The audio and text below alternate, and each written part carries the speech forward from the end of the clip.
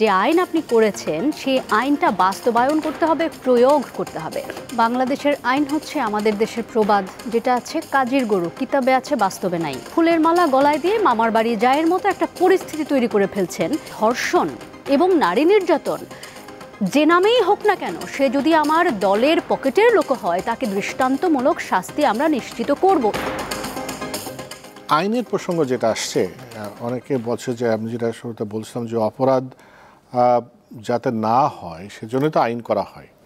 একটা জিনিস খেয়াল করেছেন, যখনই এই ধরনের কোনো ঘটনা হয়, আপনি রাষ্ট্রের কথা বলছেন, রাষ্ট্রের তো দায়িত্ব, রাষ্ট্র তখন কি করে, একটু নড়ে চড়ে বসে কিছু একটা বলে যে আমরা এটা করতে। যেমন আজকের যে নিউজটা আপনার সাথে শেয়ার করি, বলছে যে আইন উপদেষ্টা বলছেন যে আইন পরিবর্তনের উদ্যোগ নেওয়া হয়েছে।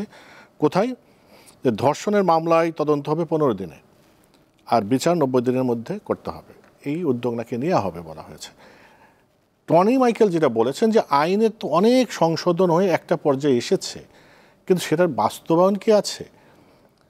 আপনি কি বলবেন, এই জায়গায় কি শুধু আইন দ্বারা কি সম্ভব, নাকি অন্য অন্য দিকেও নজর দিতে হবে? বাংলাদেশের আইন হচ্ছে আমাদের দেশের প্রবাদ, যেটা আছে কাজীর গরু, কিতাবে আছে বাস্তবে নাই। অর্থাৎ আমাদের কিতাবে বহু ভালো ভালো কথা সত্যিকার অর্থেই লেখা রয়েছে, এবং আর কোনো আইন কানুনে যাওয়ার দরকার নেই। আমাদের সংবিধানের দিকে যদি তাকান, এখানে অনেক কথা সত্যিকার অর্থেই মানুষকে নারী পুরুষ বা অপরাপর লিঙ্গের কথা বা অপরাপর ধর্মের কথা আলাদাভাবে চিহ্নিত না করে শুধু মানুষ হিসেবে, নাগরিক হিসেবে মর্যাদা নিশ্চিত করবার জন্য অনেক কথা কিন্তু ধারা উপধারা দেওয়া রয়েছে। কিন্তু যখন হরণ করা হয়, তখন আপনি সেটাকে যখন ঠেকানোর কথা বলবেন, তার মানে আপনাকে এক্সিকিউট করতে হবে কাউকে না কাউকে দিয়ে। যে আইন আপনি করেছেন সেই আইনটা বাস্তবায়ন করতে হবে, প্রয়োগ করতে হবে। এখন প্রয়োগ করতে গেলে আপনি যখন দেখবেন ধর্মের নামে, সমাজের নামে, রাজনৈতিক প্রভাবের নামে, প্রতিপত্তির নামে, মবের নামে আপনি ফুলের মালা গলায় দিয়ে মামার বাড়ি যায়ের মতো একটা পরিস্থিতি তৈরি করে ফেলছেন, সেই সমাজে আইন কানুন সকল কথা ওই কাজীর গরু হয়ে থাকবে, কিতাবে থাকবে, বাস্তবে আপনি পাবেন না। বাস্তবে এই সংকট থেকে উত্তরণের জন্য প্রধানত আপনার প্রয়োজন রাজনৈতিক সদিচ্ছা। এখন রাষ্ট্রকে আপনি যদি সহজ কথায় বিচার করেন, রাষ্ট্র হচ্ছে কি একটা সমিতির মতো। এই রাষ্ট্রের সকল নাগরিক বা সকল জনতা মিলে তারা সিদ্ধান্ত নেয় যে আমরা এই রাষ্ট্রটাকে চালানোর জন্য এইভাবে চালাতে চাই, এই আমাদের ব্যবস্থা, এটা চালানোর জন্য বছর ওয়ারি, সেটা 2 বছর 4 বছর, আমাদের রাষ্ট্রের ধরা যাক 5 বছর ওয়ারি, যে আমরা আসেন একজন প্রধান কর্তা, তিনি প্রধানমন্ত্রী, এখন তিনি সিএ, ঠিক আছে, অন্তর্বর্তীকালীন। তাদের একটা সদিচ্ছার প্রয়োজন। যারা রাষ্ট্রটা চালান তারা মিলে ঠিক করবেন যে এই ক্ষেত্রে আমাদের হচ্ছে, কোনো ক্ষেত্রেই ছাড় দেওয়ার কথা না, কিন্তু কোনো কোনো ক্ষেত্রে প্রায়োরিটি সেট করতে হয়, মানে অগ্রাধিকার নিশ্চিত করতে হয়।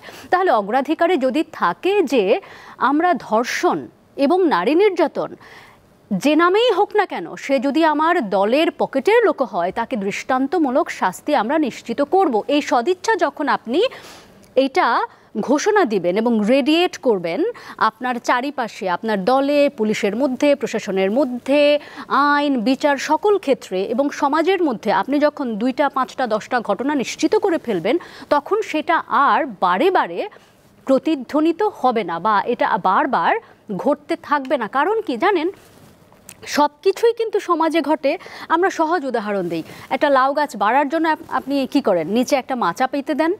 সমাজে আপনার বলে দিতে হয় না অপরাধ করো, আপনি শুধু যখন অপরাধ হতে থাকে চুপ থাকবেন অথবা আইনের লোক হয়ে এলিবাই দিবেন। যেমন আমরা গতকালকে দেখলাম একজন আইনের লোক বললেন, আপনারা যারা ঈদে বাড়িতে যাবেন নিজ দায়িত্বে বাড়ির নিশ্চয়তা কি সিকিউরিটি নিশ্চিত করে যাবেন। কেমন? তারপরে বিবিসির সঙ্গে আমাদের রাষ্ট্রের যিনি প্রধান, তিনি সাক্ষাৎকারে বললেন যে না না, আইন তো মানে অপরাধ তো খুব একটা বাড়েনি দেখছি, ও তো আগেও ছিল এখনও রয়েছে।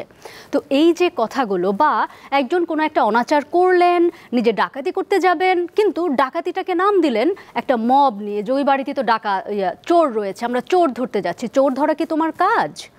বা ওইখানে দুইজন নারী তারা হয়তো সেক্স ওয়ার্কার, কথার কথা তারা নিজেদের যৌনতা বিক্রি করে খান। এখন তারা তাদের যৌনতা বিক্রি করে খাওয়াতে যদি আপনার মনে হয় এটা একটা সোশ্যাল নুইসেন্স হচ্ছে, ঠিক আছে, খুবই ভালো। সেই সোশ্যাল নুইসেন্সের জন্য আপনি কি তাকে গিয়ে শারীরিকভাবে প্রহার করতে পারেন, তাকে হত্যার জন্য হুমকি দিতে পারেন, তাকে বেইজ্জতি করতে পারেন?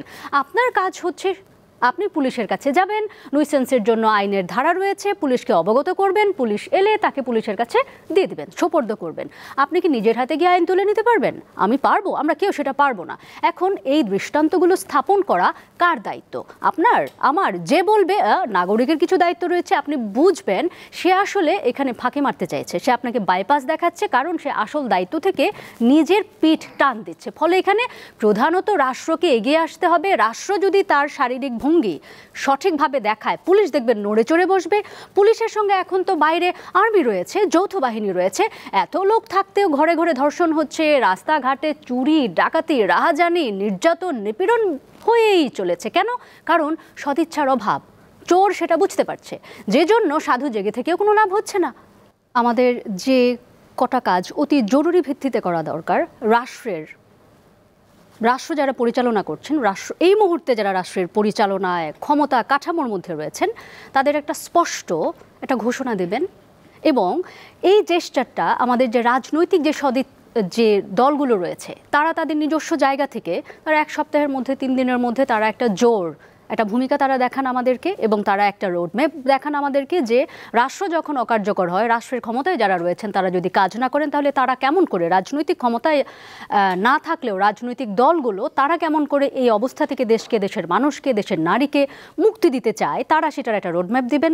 এবং সবচাইতে গুরুত্বপূর্ণ ভূমিকা এখানে যেই দুটো গোত্রের রয়েছে, তারা হচ্ছেন নাগরিক সমাজ।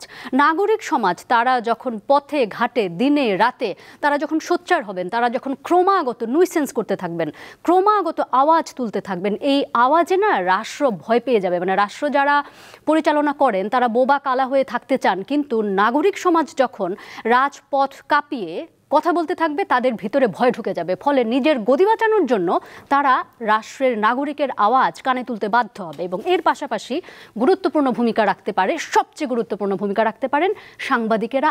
আপনারা আজকে থেকে, কালকে থেকে একটা কাউন্টডাউন শুরু করুন যে আজকে বাংলাদেশে ধর্ষণের ঘটনা ঘটেছে, এতগুলো নারী নিপীড়নের ঘটনা ঘটেছে, এতগুলো মব ভায়োলেন্সের ঘটনা ঘটেছে, এতগুলো, একটানা 10, 20, 30, 90 দিন করতে থাকেন, রাষ্ট্র পাগল হয়ে যাবে।